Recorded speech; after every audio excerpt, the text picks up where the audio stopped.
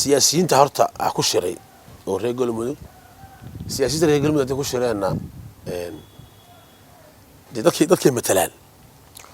واحد اسكو شيغان واتي إذا عدل laga soo sheego li waxa soo afgaan baxno kaliya ka aragtidayda aniga ra'yi ahaan waxa dhigi lahaa waxa ka maqnaa shirka saraakiishi jananadii aan wada shir maalin dhaxaasa aan qabanay ama aan qada aan sameynay saraakiisha galmudug ah soo yarnay taqriiban dhowr iyo 10 generaal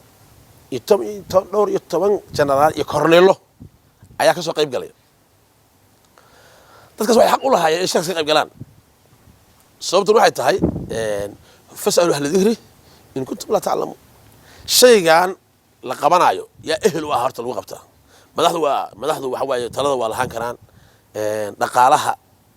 iyo hadaa la koro isku xeerka dawladnimada iyo wax way sameyn karaan laakiin furunta iyo naqshadeeda iyo qadadeeda marka la dhigayo dada cilmi u leh oo soo bartay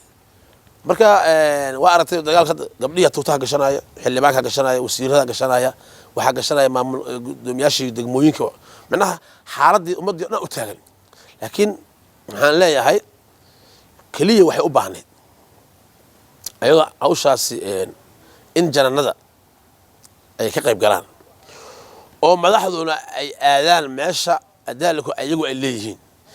saraakiisha u dhalatay meeshaas Soomaaliyeed tirada badan oo cilmiga u leh oo garbo u wada guudan yihiinna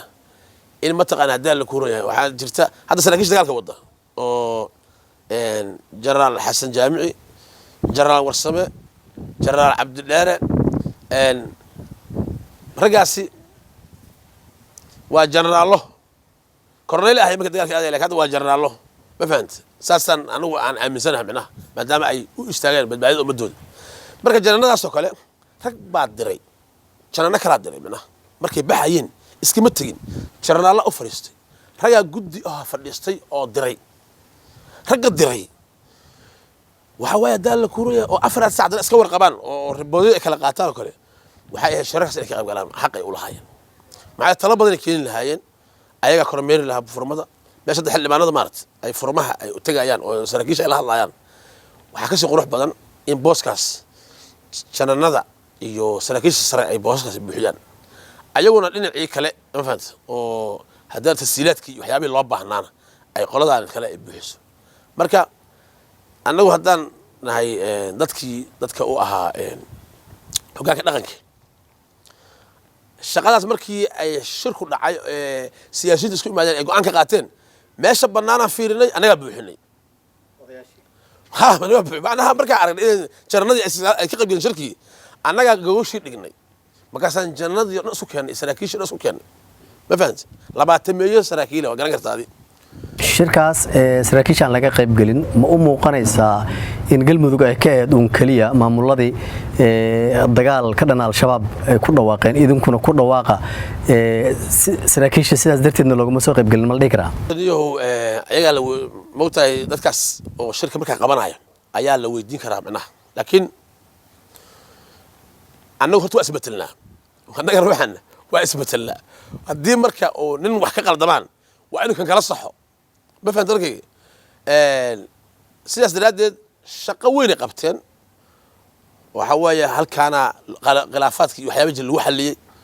alxamdulilah rabbil caalamiin waa madaxda sawirradooda soo galeen waa tii la isku hambaliyay waa baxeen xagga la isku tagay alaabtii la jilciyay si fiican isku la qaatay saahada ogtahay rag badan hadda mudugo dhan waa abaabula ka socda waad ogtahay ma fahanto hadda la kureeyo oo